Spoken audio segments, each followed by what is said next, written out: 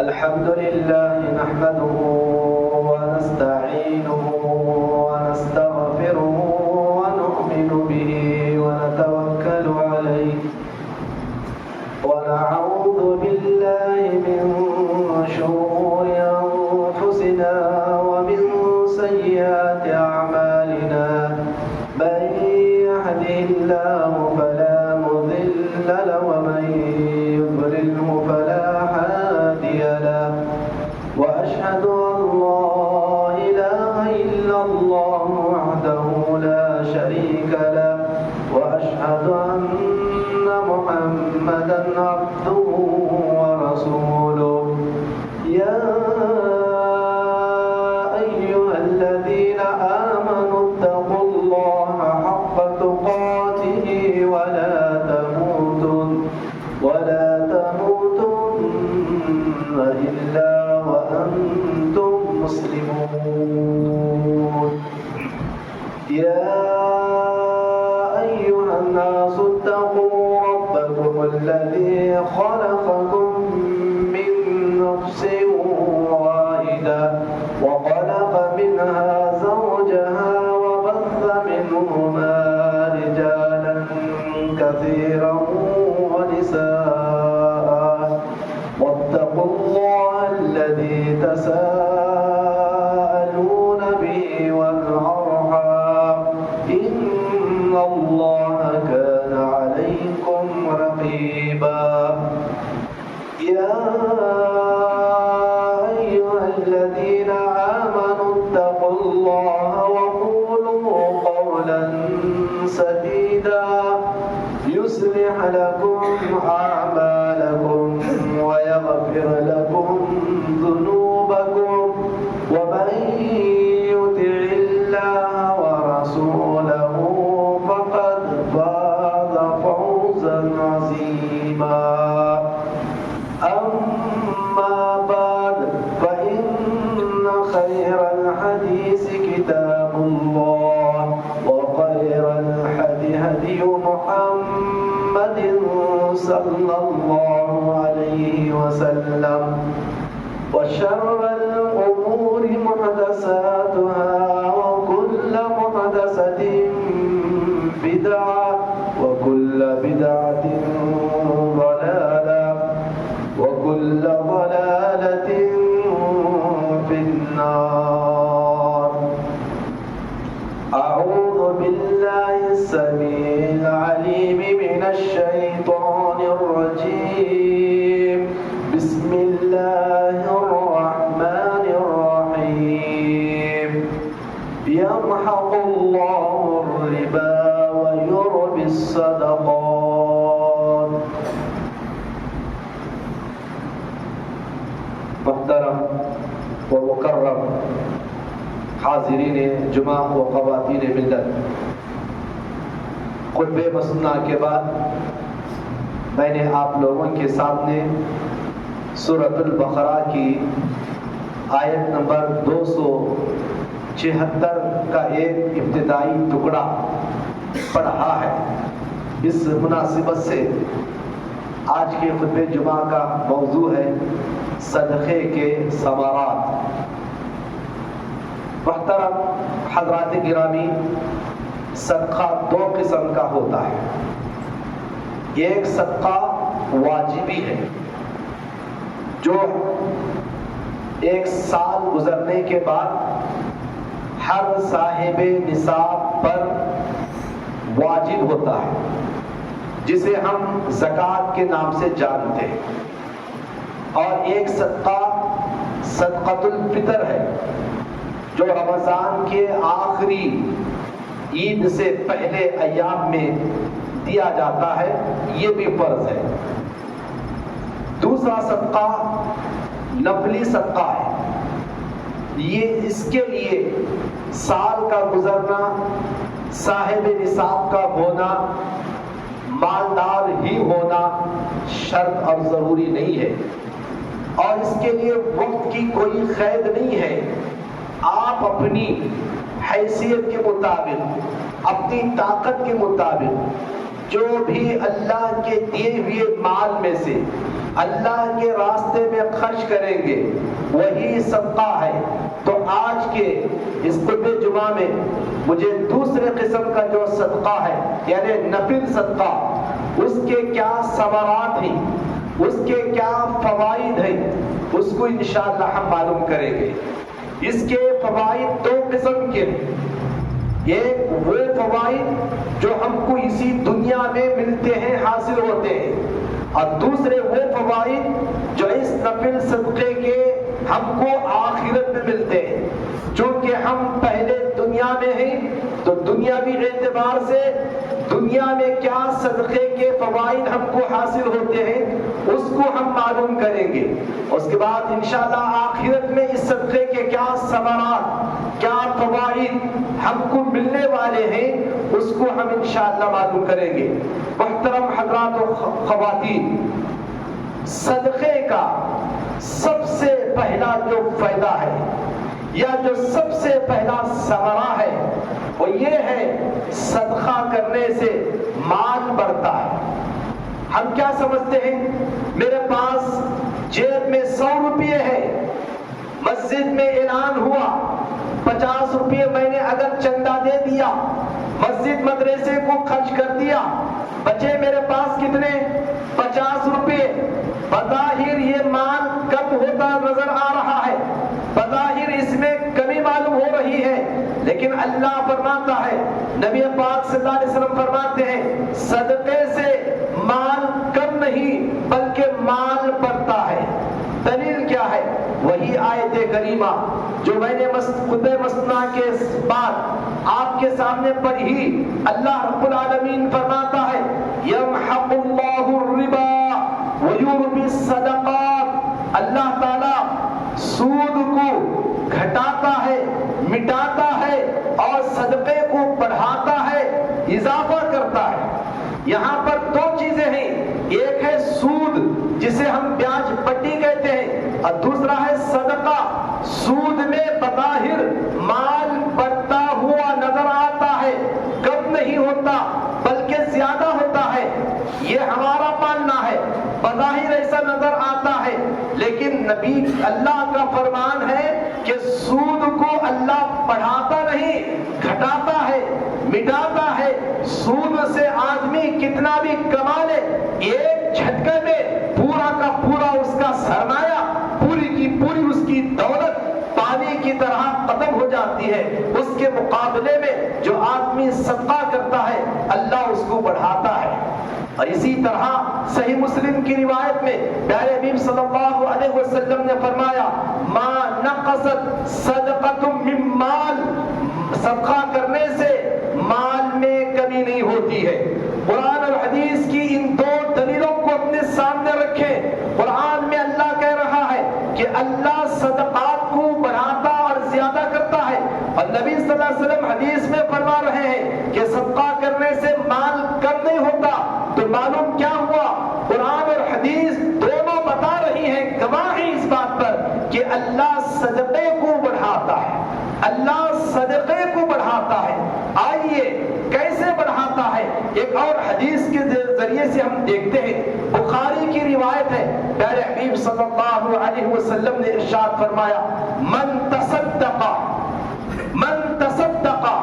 عدلا تمرۃ من کسب طیب، جو کوئی اپنی پاکیزہ حلال کمائی میں سے ایک کھجور کے برابر کوئی چیز صدقہ کرتا ہے، ایک کھجور کے برابر کوئی چیز صدقہ کرتا ہے، شرط یہ ہے اس کی کمائی حلال کی ہو، اس کی کمائی پاکیزہ ہو، اپنی حلال اور جائز کمائی میں سے ایک کھجور کے برابر کوئی صدقہ کرتا ہے، وہ ہمارے نزدیک معمولی ضرور ہوگا، ہمارے نزدیک ایک کھجور کے برابر کا صدقہ ہوگا، لیکن اللہ تعالیٰ کیا کرتا ہے؟ پیارے حبیب صلی اللہ علیہ وسلم نے فرمایا، ان اللہ یتقبلها، اللہ اس کو قبول کرتا ہے، بیمینہ، اپنے دائیں ہاتھ میں، ویربی لصاحبہ، اور اس کو صدقہ کرنے والے کے لیے بڑھاتا ہے، اس کو پروان چڑھاتا ہے۔ کیسے؟ کما یربی احدکم فلوا، آپ نے مثال دی اپنے گھوڑے کے بچے کو پالتا ہے، چراتا ہے، کھلاتا ہے، اس کی پرورش کر کے بڑا کرتا ہے، اللہ بھی اس ایک کھجور کی برابر کی گئی صدقے کی چیز کو اتنا بڑھاتا ہے، اتنا بڑھاتا ہے، یہاں تک کہ کیا ہو جاتی ہے وہ چیز، حتی تکون مثل الجبل۔ پیارے حبیب صلی اللہ علیہ وسلم فرماتے ہیں وہ ایک صدقہ کھجور کے برابر کا چیز وہ پہاڑ کے مانند بن جاتی ہے۔ اللہ اکبر۔ صحیح بخاری کی روایت، بالکل اتھینٹک روایت ہے، آپ اندازہ لگائیے پیارے حبیب صلی اللہ علیہ وسلم کی زبان سے نکلی بھی کوئی بات، کوئی لفظ غلط اور جھوٹ نہیں ہو سکتا، ہمارا ایمان اور یقین ہونا چاہیے۔ ان تمام دلائل سے معلوم ہوا صدقہ کرنے سے اللہ مال کو بڑھاتا ہے، مال میں اضافہ کرتا ہے، مال میں کمی نہیں ہوتی ہے، بظاہر کمی دکھائی دیتی ہے لیکن حقیقت میں اس صدقے کو اللہ بڑھاتا اور اس میں زیادتی فرماتا ہے۔ یہ پہلا فائدہ ہے کہ صدقہ کرنے سے مال بڑھتا ہے۔ دوسرا فائدہ، صدقہ ہمارے گناہوں کو مٹاتا ہے۔ ہم گنہگار ہیں، گناہ دو قسم کے، ایک ہے صغیرہ چھوٹے گناہ، ایک ہے کبیرہ بڑے گناہ۔ جو گناہ مٹتے ہیں، جو گناہ صدقے سے معاف ہوتے ہیں وہ صغیرہ گناہ، کبیرہ گناہ نہیں۔ کبیرہ گناہ یعنی بڑے گناہ وہ سچی اور خالص توبہ کے ذریعے ہی معاف ہو سکتے ہیں، لیکن صغیرہ چھوٹے گناہ بہت سارے اعمال سے اللہ ان کو مٹاتا ہے اور بہت سارے اعمال صغیرہ گناہوں کا کفارہ بنتے ہیں۔ ان میں سے ایک صدقہ ہے جو ہمارے موضوع سے متعلق ہے، ترمذی کی صحیح روایت ہے، پیارے حبیب صلی اللہ علیہ وسلم نے ارشاد فرمایا الصدقہ تدفع الخطیئہ، صدقہ گناہوں کو مٹا دیتا ہے، کما تدفع الماء النار، جیسا پانی آگ کو بجھا دیتا ہے۔ اللہ اکبر۔ پیارے حبیب صلی اللہ علیہ وسلم نے اس حدیث کے اندر صدقے کا ایک فائدہ یہ بتایا، جو بندہ جو بندی اپنی حیثیت کے مطابق صدقہ کرتا ہے، اللہ کی راہ میں خرچ کرتا ہے، یہ صدقہ اس کے صغیرہ چھوٹے گناہوں کو مٹاتا ہے، معاف کر دیتا ہے۔ اور پیارے حبیب صلی اللہ علیہ وسلم نے اس بات کو مثال کے ذریعے سے سمجھایا، کما تدفع الماء النار، جیسا کہ پانی آگ کو بجھا دیتا ہے۔ ہم سب خطا کار ہیں، جانے انجانے میں، دانستہ نادانستہ طور پر، شعوری لا شعوری طور پر، عمدن صحبن قصدن ہم سے گناہ ہوتے ہیں، ہم سے صغیرہ کبیرہ خطا ہو جاتے ہیں۔ کبیرہ گناہوں کے لیے توبہ شرط ہے، ضروری ہے، لیکن صغیرہ خطاؤں کی معافی کے لیے جہاں بہت سارے اسباب ہیں اس میں سے ایک سبب صدقہ و خیرات ہے، لہذا ہمیں صدقہ خیرات کرتے رہنا چاہیے تاکہ اس کے ذریعے سے ہمارے صغیرہ گناہ مٹتے رہیں، معاف ہوتے رہیں۔ یہ صدقے کا دوسرا دنیاوی فائدہ ہے۔ محترم حضرات، آئیے یہی صدقہ رب کے غصے کو ٹھنڈا کرتا ہے۔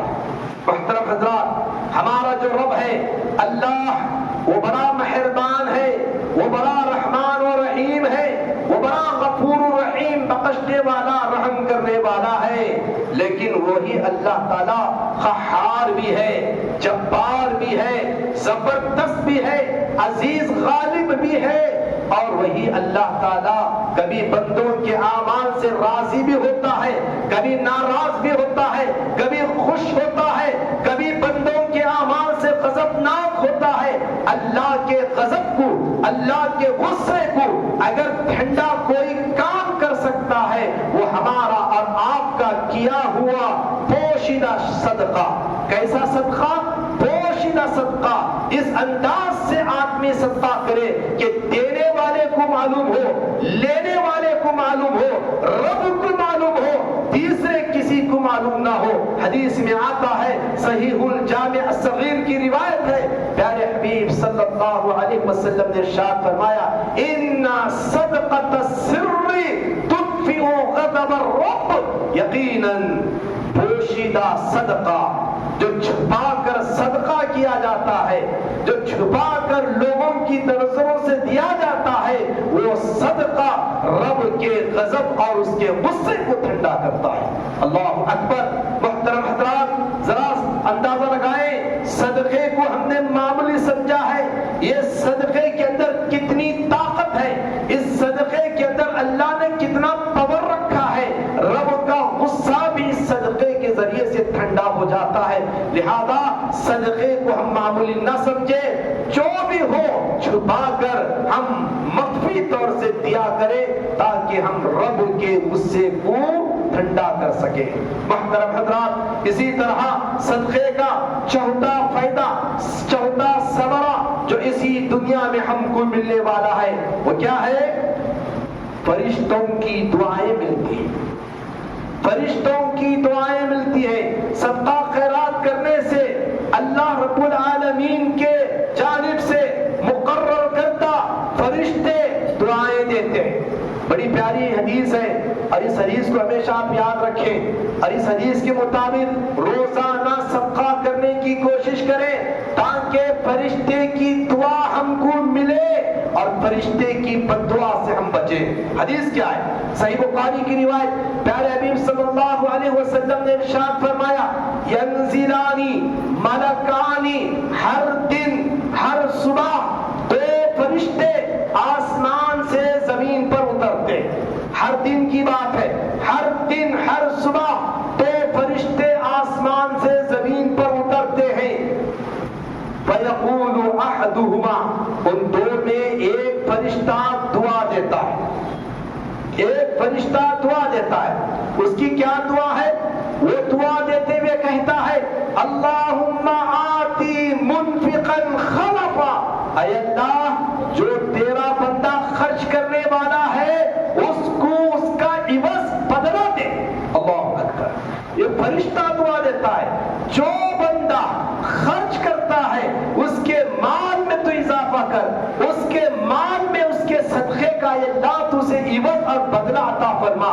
جو کہاں ملتا ہے؟ اسی دنیا میں ملتا ہے، خیر برکت سکون کی شکل میں۔ اور دوسرا فرشتہ بددعا دیتا ہے، دوسرا فرشتہ بددعا دیتا ہے، وَيَقُولُ الْآخَرُ، دوسرا فرشتہ کہتا ہے، اللہم آتی ممسکا تلفا، اے اللہ روکنے والے بندے کے مال کو ہلاک کر دے۔ جو بندہ تیری دی ہوئی دولت، تیری دی ہوئی نعمت، تیرا دیا ہوا مال تو لے لیا مگر اس کو ایسے جمع کر کے رکھ رہا ہے، الماری میں بینک بیلنس کر رہا ہے، تجوری میں رکھ رہا ہے، خرچ نہیں کر رہا، اللہ کے راستے میں کسی کو خرچ نہیں کر رہا ہے، اے اللہ ایسے بندے کے مال کو ہلاک کر دے۔ اندازہ لگائیے، یہ روزانہ دو فرشتے صرف دعا اور بددعا دینے کے لیے نازل ہوتے ہیں، اور ان کا کام، ان کی ذمہ داری، ان کی ڈیوٹی صرف یہی ہے، جو بندے بندیاں اللہ کی راہ میں روزانہ خیرات کرتے ہیں، صدقات کرتے ہیں، ان کے لیے اضافے کی دعا کرتا ہے ایک فرشتہ، اور دوسرا فرشتہ ہلاکت کی، بربادی کی بددعا کرتا ہے۔ اگر ہم فرشتے کی دعا کا مستحق بننا چاہتے ہیں تو ہم اپنا روزانہ کا معمول بنا لیں کہ ہمارے مال میں سے روزانہ کچھ نہ کچھ اللہ کے راہ میں خرچ ہونا چاہیے۔ خواہ مسجد کو دے، خواہ مدرسے کو دے، خواہ کسی غریب کو دے، کسی یتیم بیوہ کو دے، کسی ضرورت مند مستحق کو دے، مگر ہمارا اتنا تو ضرور ہونا چاہیے جتنا ہم کما رہے ہیں روزانہ ڈیلی کا ڈیلی ہمارے مال میں سے خرچ ہوتا رہے، ہمارے مال میں سے خرچ ہوتا رہے۔ معزز سامعین کرام، یہ ہے صدقہ و خیرات کی جو ہے چوتھی فضیلت، یہ چوتھا ثمرہ جو اسی دنیا میں ہم کو ملتا ہے، اسی دنیا میں جو ہم کو حاصل ہوتا ہے۔ لہذا اس صدقہ خیرات کو ہم معمولی نہ سمجھیں اور آگے بڑھیے۔ اس کی کیا کیا طاقت ہے، اس صدقے کے اندر اللہ نے کتنا پاور رکھا ہے۔ آپ دیکھیں، اگر آپ چاہتے ہیں اپنی زندگی میں مشکلوں سے، پریشانیوں سے، تکلیفوں سے، الجھنوں سے نجات پانا چاہتے ہیں، نکلنا چاہتے ہیں، اپنے تمام مشکلوں کو دور کرنا کرنا چاہتے ہیں تو صدقہ کرنے کی عادت ڈالیں، صدقہ کرتے رہے۔ بخاری کی روایت ہے، اما عائشہ رضی اللہ تعالی عنہا بیان کرتی ہے، پیارے حبیب صلی اللہ علیہ وسلم کے زمانے میں جب بھی کبھی سورج گرہن ہوتا، چاند گرہن ہوتا، اللہ کے نبی صلی اللہ علیہ وسلم ایسی مشکل گھڑی میں، ایسے مشکل حالات میں کیا کرتے؟ صحابہ کو جمع کرتے، نماز پڑھتے، اس کے بعد آپ لوگوں کو ترغیب دلاتے، لوگوں کو نصیحت کرتے۔ اس نصیحت میں آپ 4 کاموں پر لوگوں کو، صحابہ کو ابھارتے، ترغیب دلاتے۔ وہ 4 کام کیا ہیں؟ حدیث میں بتایا گیا، اما عائشہ رضی اللہ تعالیٰ عنہ بیان فرماتی ہیں، صحیح بخاری کی روایت ہے، پیارے حبیب صلی اللہ علیہ وسلم نے سورج گرہن کے موقع پر صحابہ کو جو فرمایا، آپ کے الفاظ یہ ہیں، ان الشمس والقمر آیتان من آیات اللہ، سورج اور چاند اللہ کی نشانیوں میں سے 2 نشانیاں ہیں، لا ينقصفان لموت احد ولا لحیاتی، یہ سورج اور چاند کسی کے مرنے سے، کسی کے پیدا ہونے سے ان کو کہنے نہیں لگتا ہے۔ مشرکین کا یہ عقیدہ تھا، کسی کی موت ہوتی ہے تو چاند اور سورج کو گرہن لگتا ہے۔ پیارے حبیب صلی اللہ علیہ وسلم نے اس عقیدے کی تردید فرمائی، اس کے مقابلے میں آپ نے صحیح عقیدہ بتایا، کسی کے مرنے، کسی کے پیدا ہونے سے سورج اور چاند کے گرہن کا کوئی تعلق نہیں، یہ اللہ کی نشانیاں ہیں۔ اللہ رب العالمین جب ناراض ہوتا ہے تو سورج اور چاند کی روشنی کو بھی سلب کر لیتا ہے، بجائے سورج اور چاند اپنی روشنی دینے کے یہ اندھیرے میں مبتلا ہو جاتے ہیں اور ہم کو دنیا میں تاریکی اور اندھیرا نظر آتا ہے۔ ایسے موقع پر اللہ کے نبی صلی اللہ علیہ وسلم نے کہا، فَادْعُوا اللَّهَ، اللہ سے دعا کرو، وَكَبِّرُوا، اللہ کی بڑائی بیان کرو، وَصَلُّوا، نماز پڑھو، جسے ہم سورج گرہن، چاند گرہن کی نماز کہتے ہیں۔ پھر آپ نے کہا، وَتَصَدَّقُوا، صدقہ کرو۔ اللہ اکبر، اندازہ لگائیے ایسے مشکل حالات میں، ایسے جو ہے پریشانیوں کے اوقات میں پیارے حبیب صلی اللہ علیہ وسلم صحابہ کو صدقے کی ترغیب دلا رہے ہیں۔ لہذا ہم اپنی مشکلوں کو دور کروانا چاہتے ہیں، پریشانیوں سے نجات حاصل کرنا چاہتے ہیں تو ہم صدقے کو اپنا معمول بنا لیں، کیونکہ صدقے کے اندر اللہ تعالیٰ نے وہ طاقت رکھی ہے کہ جس کے ذریعے سے ہماری اور آپ کی زندگی کی مشکلیں، تکلیفیں آسان ہو جایا کرتی ہیں۔ محترم حضرات و خواتین، آئیے اس صدقے کے اندر اللہ رب العالمین نے اتنی طاقت رکھی ہے، اتنا فائدہ ہے۔ دنیا کے فوائد میں سے ایک 5واں فائدہ یہ ہے کہ صدقہ بیماریوں سے شفا پانے کا ذریعہ ہے، بیماریوں سے شفا پانے کا ذریعہ ہے۔ اس بات کو ذرا اچھی طرح سمجھنا، اس کو اچھی طرح سمجھنے کی کوشش کرنا۔ اللہ رب العالمین نے صدقے کے اندر ہماری اور آپ کی چھوٹی نہیں بڑی سے بڑی بیماریوں کا بھی اللہ تعالیٰ نے علاج اس کے اندر رکھا ہے۔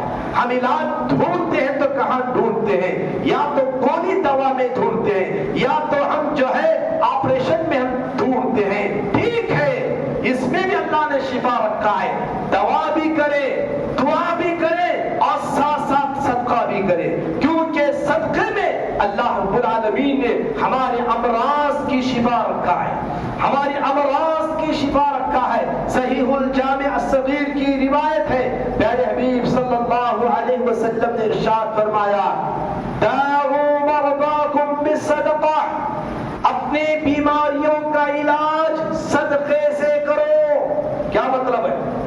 کیا مطلب ہے؟ اپنی بیماریوں کا علاج صدقے سے کرو۔ ہم لوگ کیا کرتے ہیں؟ جب ہم بیمار ہوتے ہیں تو سیدھے بڑے سے بڑے اچھے ماہر اسپیشلسٹ ڈاکٹر کو ڈھونڈ کر اس کے پاس علاج کراتے ہیں، اور یہاں سے بنگلور، میسور یا بمبئی کو بھی اگر جانا ہو وہاں تک بھی جا کر ہم اچھے سے اچھے دواخانے میں علاج کراتے ہیں، چاہے اس کے لیے پیسہ کتنا بھی خرچ کرنا کیوں نہ پڑے ہم وہاں خرچ کرتے ہیں، ٹھیک ہے، دوا دعا کریں لیکن ساتھ ساتھ صدقہ کریں، کیونکہ صدقہ کے ذریعے اللہ رب العالمین بیماریوں کو شفا میں بدل دیتا ہے۔ تو مثالیں میں آپ کے سامنے رکھنا چاہتا ہوں۔ سب سے پہلی مثال ہے، حافظ ابن حجر عسقلانی رحمہ اللہ نے اپنی کتاب کے اندر لکھا ہے، عبداللہ بن مبارک ایک بہت بڑے عالم محدث گزرے ہیں، ان کے پاس ایک شخص آیا اپنا مرض لے کر، شکایت لے کر آیا۔ اس کے گھٹنے میں 7 سال سے ایک پھوڑا ہوا تھا اور وہ تمام کے تمام ڈاکٹروں طبیبوں کے پاس علاج کرا کے دوائی کھا کر وہ تھک چکا تھا، مگر کوئی اس کو شفا اور افاقہ نہیں ہو رہا تھا۔ 7 سال سے علاج کرا کر دوائی استعمال کر کے تھک کر وہ عبداللہ بن مبارک رحمہ اللہ کے پاس آیا اور شکایت کی اور کہا کہ آپ کوئی نسخہ بتا دیں تاکہ مجھے شفا مل جائے، مجھے اس تکلیف سے راحت مل جائے۔ تو عبداللہ بن مبارک رحمہ اللہ نے اس بندے کی شکایت کو سنا، اس کی تکلیف کو سنا، تو یہی حدیث اس کے سامنے بیان کی، کہا داؤ مرضاکم بالصدقہ، اپنی بیماریوں کا علاج صدقہ خیرات کے ذریعے سے کرو۔ میرا یہ ماننا ہے اس حدیث کی روشنی میں کہ تم جاؤ پانی کا ایک کنواں کھودو اور جہاں پانی کی ضرورت ہے وہاں پانی کا جو ہے پانی فراہم کرا دو۔ چنانچہ وہ شخص گیا اور اس نے پانی کھود کر پانی کا ایک انتظام کیا، لوگ جیسے جیسے اس کنویں سے پانی اٹھا کر پینے لگے، استعمال کرنے لگے، اللہ اس کو ویسے ہی شفا دیتا گیا۔ اور آخر کار 7 سال سے جو آدمی پریشان تھا اپنے پیر کے پھوڑے کی تکلیف کو لے کر اور جو دوائی کر کے تھک چکا تھا، اللہ تعالیٰ نے اس کو شفا یابی عطا فرمائی۔ اللہ اکبر۔ اسی طرح کا ایک اور بڑا واقعہ ہے، آپ نے بارہا دیگر علماء کے ذریعے سے بھی وہ واقعہ سنا ہوگا، میں دوبارہ یہاں پر یہ بیان کرنا چاہتا ہوں کہ اللہ نے صدقے کے اندر وہ طاقت رکھی ہے جو ہماری بیماری کو بھی شفا میں بدل سکتا ہے۔ اور کیا واقعہ ہے؟ ایک کا نام ہے عیسیٰ مرزوقی، یہ دمشق کے رہنے والے تھے اور پیشے سے یہ ڈاکٹر تھے جن کا نام تھا عیسیٰ مرزوقی۔ اچانک ان کو کینسر ہو گیا اور کینسر بھی لاسٹ اسٹیج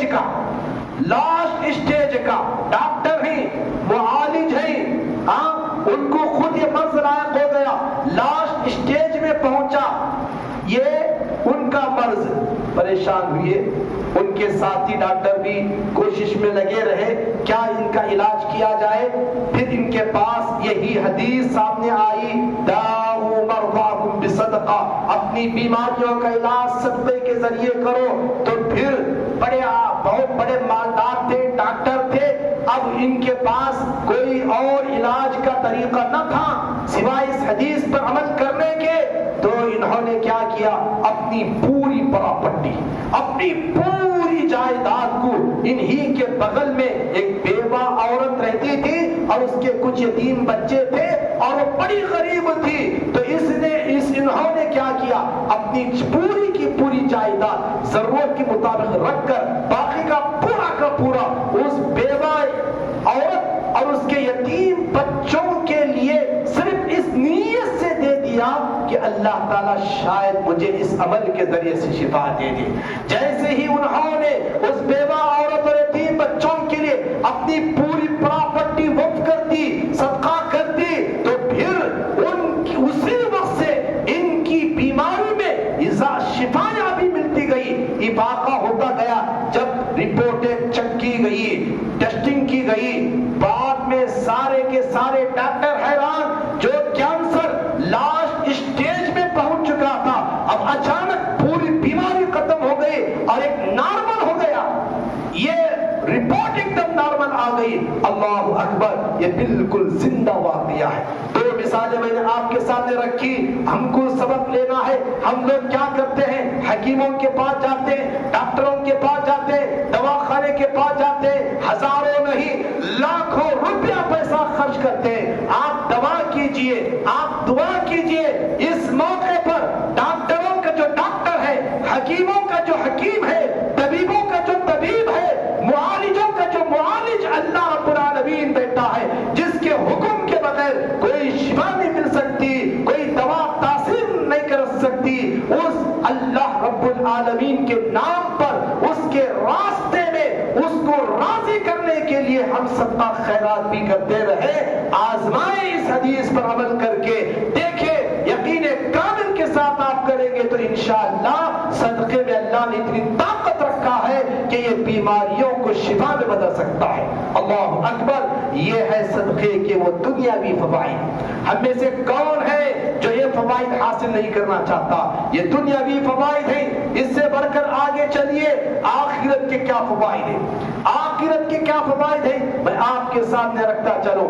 آدمی جب مر جاتا ہے, آدمی جب مر جاتا ہے, مرنے کے بعد وہ کوئی عمل نہیں کر سکتا, لیکن جو صدقہ خیرات وہ کیا, جو مسجد بنایا, مدرسہ تعمیر کرایا, کہیں بوریل کا نل کا انتظام اس نے کرایا, کہیں یتیم خانہ اس نے بنوایا, کہیں لوگوں کے لیے کچھ ہمیشہ جاری رہنے والا صدقے کا کام کیا, مر گیا تو جب تک وہ چیز قائم رہے گی اس کے کھاتے میں, اس کے نام اعمال میں ثواب جاریہ کی شکل میں جو ہے ثواب پہنچتا رہے گا. صحیح مسلم کی روایت ہے, پیارے حبیب صلی اللہ علیہ وسلم نے ارشاد فرمایا, اذا مات الانسان انقطع عنه عمله الا من ثلاث. جب آدمی مر جاتا ہے عمل کا سلسلہ بند ہو جاتا ہے, مگر 3 طریقوں سے اس کو باقاعدہ ثواب جاریہ کی شکل میں ثواب پہنچتے رہتا ہے.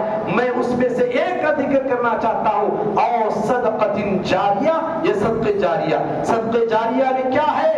اللہ کے نام پر اس کا گھر مسجد تعمیر کرنا, مدرسہ قائم کرنا, یتیم خانہ بنانا, پانی کا بوریل کا انتظام کرنا, اور ایسے بہت سارے کام ہیں جس کے ذریعے سے اسے صدقہ خیرات کا اجر و ثواب پہنچتے رہتا ہے. اور ایک اور روایت ہے, مسند احمد اور ابن ماجہ کی صحیح روایت ہے, پیارے حبیب صلی اللہ علیہ وسلم نے فرمایا, مرنے کے بعد 6 اعمال کے ذریعے سے اس کو ثواب پہنچتا ہے. اس میں سے ایک عمل آپ نے کہا, او صدقۃ اخرجها من ماله في صحته وحياته. مرنے کے بعد جو اس کو ثواب پہنچتا ہے ثواب جاریہ کی شکل میں, وہ صدقہ ہے جو وہ اپنے مال میں سے اپنی زندگی میں اپنی صحت کی حالت میں خرچ کرتا ہے. بیماری کی حالت میں تو ہر کوئی خرچ کرتا ہے, مگر صحت کی حالت میں, خوشحالی کی حالت میں خرچ کوئی نہیں کرتا ہے سوائے اللہ ماشاءاللہ. صحت کی حالت میں جو صدقہ کیا جاتا ہے, ایک طرف صدقہ کرنے سے فقر کا ڈر ہے, فقیری کا ڈر ہے, لیکن ادھر صدقہ بھی کر رہے ہیں تو یہ افضل صدقہ ہے. اور ایسا صدقہ مرنے کے بعد ثواب جاریہ کی شکل میں ملتا ہے. اتنا ہی نہیں, یہ صدقہ کل قیامت کے دن ہمیں سائے کا کام دے گا. کون سا دن؟ قیامت کا دن. سورج کہاں؟ جو آج ہم سے کروڑوں میل دور ہے سورج, جس کی گرمی کو ہم برداشت نہیں کر سکتے, وہ سورج اللہ بندوں کے بالکل قریب لا کر کھڑا کر دے گا, اور ہر انسان کے جسم سے, بدن سے, اس کے عمل کے مطابق پسینہ نکل رہا ہوگا. ہر کوئی پریشان ہوگا, کہیں سایہ نظر نہیں آئے گا. ایسے موقع پر یہ صدقہ انسان کے لیے سایہ بن کر اس کے کام آئے گا. پیارے حبیب صلی اللہ علیہ وسلم نے فرمایا, کل امرئ فی ظل صدقتی, ہر آدمی اپنے صدقے کے سائے کے تلے ہوگا. اللہ اکبر. اندازہ لگائیے, یہ صدقہ کل قیامت کے دن عرش کے میدان میں ہمیں وہاں کی گرمی سے, وہاں کی حرارت سے, وہاں کی دھوپ سے بچانے کے لیے سایہ بن سکتا ہے. ہم جتنا صدقہ کریں گے اتنا زیادہ ہمارے لیے سایہ ہوگا. لہٰذا وہاں کے سائے کا ہم انتظام کریں. دنیا میں ہم گرمی سے بچنے کے لیے کیا کیا جتن نہیں کرتے ہیں, کیا کیا انتظامات نہیں کرتے ہیں, اس قیامت کی گرمی اور دھوپ سے بچنے کے لیے اگر ہم سایہ حاصل کرنا چاہتے ہیں تو ایک ذریعہ یہ ہے کہ ہم صدقہ کریں.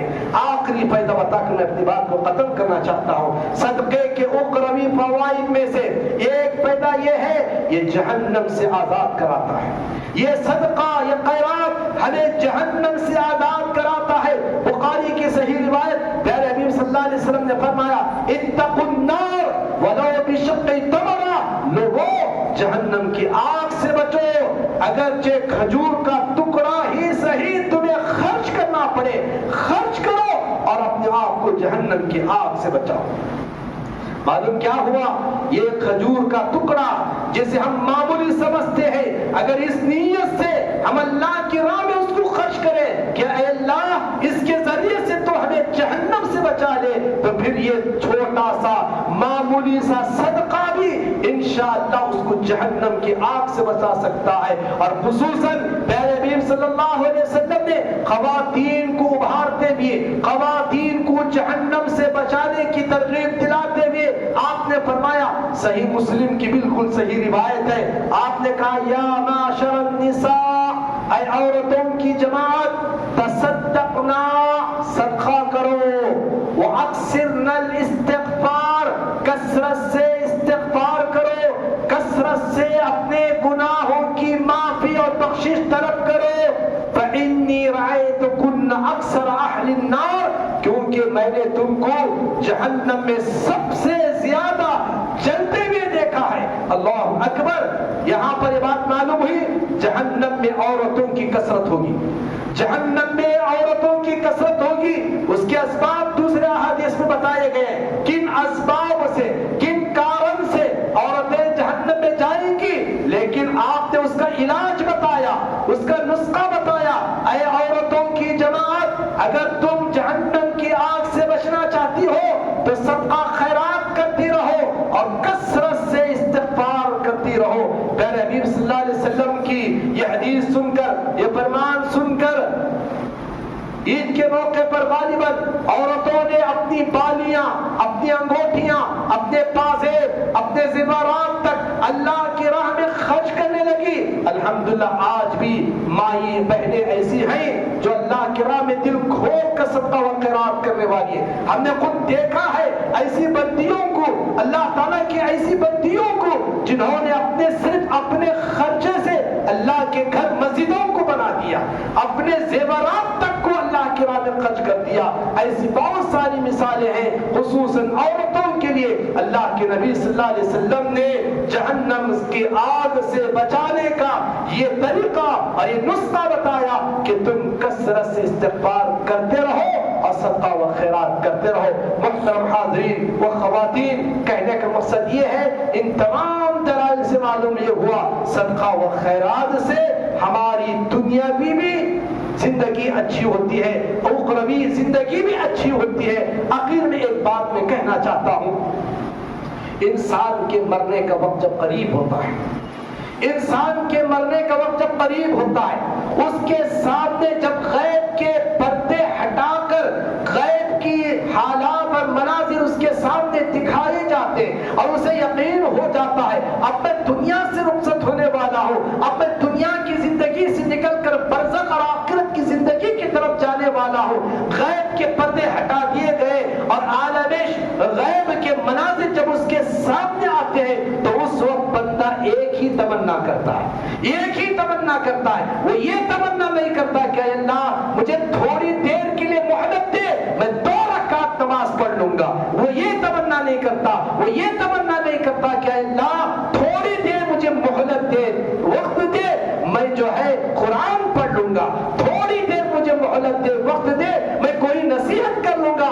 نہیں نہیں، نہ نماز کی تمنا، نہ تلاوت کی تمنا، نہ دعا کی تمنا کرتا ہے تو اے اللہ تھوڑی موقع دے.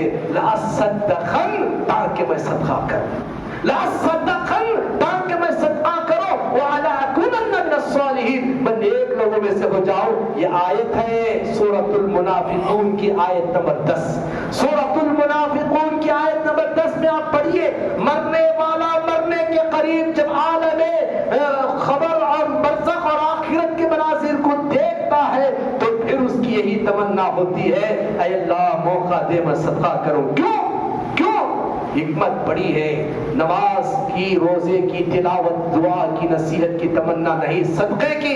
اس لیے کہ صدقے سے اس کو جو فوائد وہاں نظر آتے ہیں وہ اس وقت تمنا کرتا ہے کہ اللہ تھوڑی دیر کے لیے موقع دے تاکہ میں اپنے مال میں سے تیری راہ میں صدقہ کروں اور میں بھی نیک لوگوں میں سے ہو جاؤں. لہٰذا یہ وقت آنے سے پہلے ہم اللہ کی دی ہوئی نعمت کو جو ہے سمجھیں اور اس کو اپنے جو ہے حیثیت کے مطابق روزانہ صدقہ خیرات کرتے رہیں. مزکی جو حضرات ہیں وہ سال میں تو ضرور زکوٰۃ دیا کریں اور دیگر جو غیر مزکی حضرات ہیں انہیں چاہیے کہ اپنی حیثیت کے مطابق صدقہ خیرات کرتے رہیں. ہمارے اسلاف کے تعلق سے آتا ہے خرچ کرنے کے لیے کچھ بھی نہ ملتا تو پیاز، روٹی، گھر کا چاول اور اناج ہی لے جا کر اللہ کے راہ میں صدقہ خیرات کیا کرتے تھے تاکہ فرشتوں کی دعاؤں کو ہم حاصل کر سکے. یہ ہمارے اسلاف تھے. لہذا صدقے کو کبھی معمولی نہ سمجھے. اس میں بڑی طاقت ہے، اس میں بڑی فضیلت ہے، اس میں بہت بڑا پاور ہے. دنیا اور آخرت کے بہت سارے ثمرات ہیں. اللہ سے دعا ہے مجھے اور آپ تمام کو کہنے اور سننے سے زیادہ عمل کی توفیق عطا فرمائے. اللہ کی راہ میں اس کے دیے ہوئے مال کو جو ہے خرچ کرنے کی اللہ توفیق عطا فرمائے. ہمارے صدقات، خیرات، عطیات، انفاق، حسنات کو اللہ تعالیٰ ضرور قبول فرمائے. آمین.